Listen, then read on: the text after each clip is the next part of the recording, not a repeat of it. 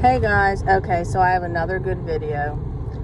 It's going to be, are you perceiving it? Okay, so when we enter this journey, guys, usually we are in a place where we really don't know exactly what's going on just yet. But as you start going through it, as time starts building up, as you start getting in touch with the right resources and the right people, hopefully, the Lord is putting you around good people to help you on this journey. And that's why, he does have coaches. He had me quit my job to do this. And real quick, I'm just going to get into it real quick so that way I can be done with it. I am a coach, guys, a restoration life coach. I help with many different things. I have a lot of experience in a lot of different things where the Lord has taken me on. If you would like to book a one-on-one call with me, you can email me at deadmarriagesredeemed@gmail.com. My prices are very affordable. Or you can come on over to our Facebook group for some support, Dead Marriages Redeemed. I repeat, Dead Marriages Redeemed. And you can also message me on there. Okay, guys, so again, once you get in touch with the right help and you're abiding by what the Lord is showing you, you're going to start to see that it's going to start to click. Okay, you're going to start to pick up, okay, so the Lord allowed this to happen. It's no longer it's my fault, because this is something that goes on the longest, is we constantly are blaming ourselves.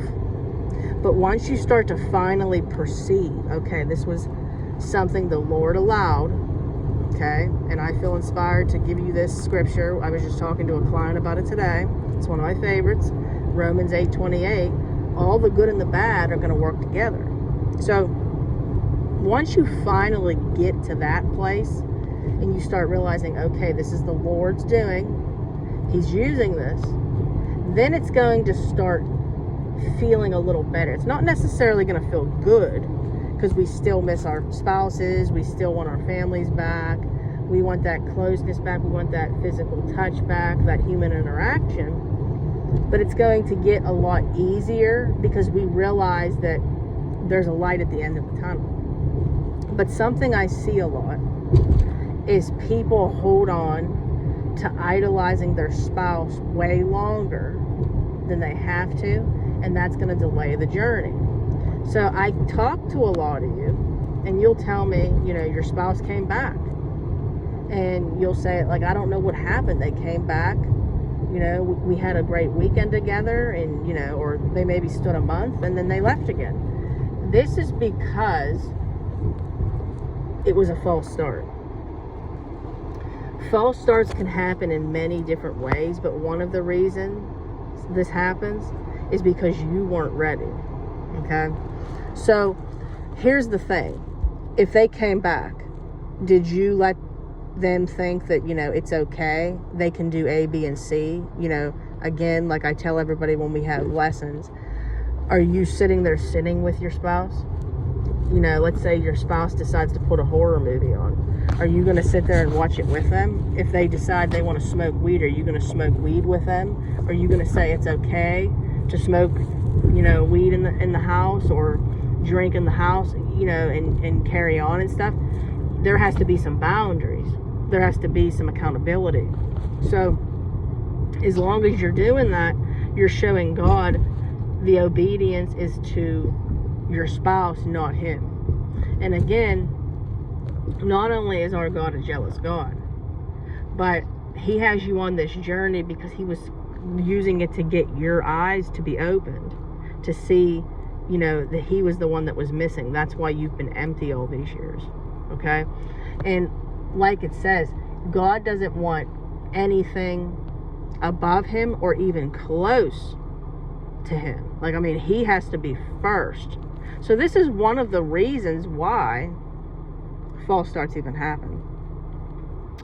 So my question to you is, are you perceiving it? Are you in that Bible? Or is that Bible sitting there with dust on it? Are you truly making prayer be an everyday part of your life? Or are you only praying because you want your husband or your wife back? Are you spending time with the Lord? Are you building a relationship with Him? Or are you only using Him because you want your marriage back? See, He knows all this stuff. The Lord knows exactly what's in that heart. And let's say that is the reason, guys. Okay? God will meet you where you're at. But you need to be honest with Him and tell Him. Say, you know what, Lord? I don't know what to do. Okay? I want to be that way with you, but I think I'm doing this because I want my spouse back. Be honest with Him. He wants you to be honest with Him, because that's what it's going to take to get you to be in a place to truly have that relationship with Him. But you got to start somewhere. So I really want you to reflect on this, guys, and ask yourself this. Are you perceiving it? Are you finally getting what this journey is really about? Or do you think it's still about trying to win your spouse back in your own strength? Are you getting that this is a spiritual battle? Are you getting that all of hell, or I should say, are you perceiving that all of hell is up against you?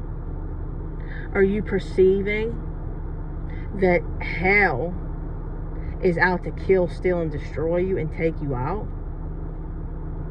Are you perceiving that everything going on, these counterfeits, the way your spouse is treating you, the way other people are treating you, all these enemies that are up against you, gossiping, slandering your name, are you perceiving yet that these are distractions? Are you at a point yet to where you've given this all over to the Lord and truly seen it for what it really is, and know that in the proper time He's going to deal with your enemies? Have you got to that point yet, guys? If not, there's still work to be done. I would love to help you guys. I would love to work with you guys. Reach out if that's something you'd like to do. The Lord's called me to do this full time and quit my job and do this, and I'm being obedient to the Lord.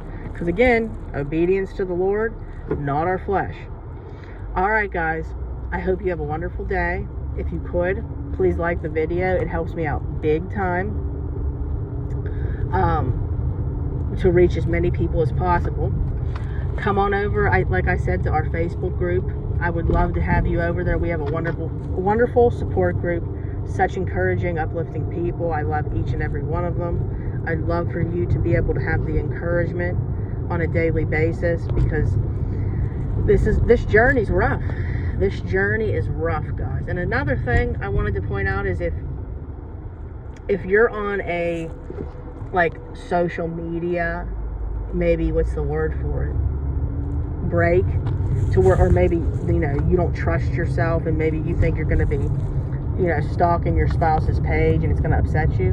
What I encourage you to do is make a fake Facebook and basically come on over just to be able to be a part of the group, just to be able to see some uplifting things. Community in this journey is very important, with the right community. Not just any community, the right community. Alright, guys, you have a wonderful day. I love you all so much. And I will see you in my next video. Bye.